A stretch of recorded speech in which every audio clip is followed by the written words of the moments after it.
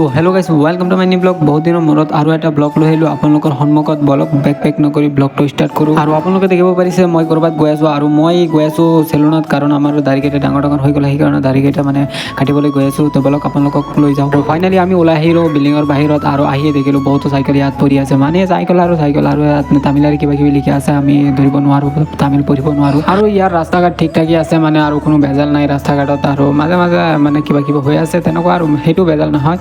আৰু ৰাস্তাৰ ছাইডত যিটো ভিউ হয় এইটো বহুত লেতেৰা ভিউ হয়, মানে মানুহৰ মানে এইবিলাক আৱৰ্জনা পেলোৱা জেগাটোৱেই নাই। আৰু ৰাস্তাৰ দুই চাইডেৰে লাইন আছে, মানে ড্ৰেইন দি দিছে। আৰু এটা কথা কি, মানে মোৰ পকেটত যেতিয়ালৈকে পইচা আছে তেতিয়ালৈকে মোৰ হাতটো খোজুৱাই থাকে আৰু মুখত লালজৰা বহি থাকে। সন্মুখত এখন দোকান দেখিয়ে মানে মোৰ এনেকুৱা লাগিছে কিবা এটা খাবই লাগিব, নহ'লে মই মৰিয়ে যাম, তেনেকুৱা আৰু ভাৱ লাগে। আৰু আমাৰ মানে যেতিয়া পকেটত পইচা থাকে, আৰু দোকানৰ পৰা কিবা কিবি লৈ ল'লোঁ, আৰু দেখিব পাৰিছে যে এইটো লৈ ল'লোঁ, আৰু এইটো খাই আমি চেলুনত গৈ আছোঁ। আৰু ফাইনেলি আমি চেলুনত পাই গ'লোঁ, আৰু চেলুনত ভিতৰত সোমাই মানে দেখিলোঁ যে এজনো মানুহ নাই। মানে মানুহ নাই, তেওঁক সুধিলোঁ কিয় মানুহ নাই, তেওঁ ক'লে যে এতিয়া দুপৰীয়া টাইম, মানে মানুহ চানুহ এতিয়া ৰুমত আছে বা ঘৰত আছে।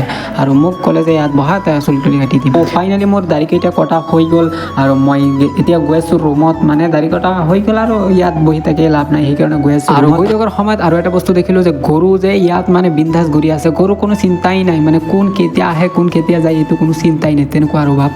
তো আজিৰ ব্লগটো ইয়াতে সমাপ্ত কৰিবলৈ লৈছোঁ। আৰু আমাৰ ব্লগটো যদি আপোনালোকৰ ভাল লাগে তেনেহ'লে লাইক কৰি কমেণ্ট কৰি এটা ফ'ল' কৰি দিব। ধন্যবাদ।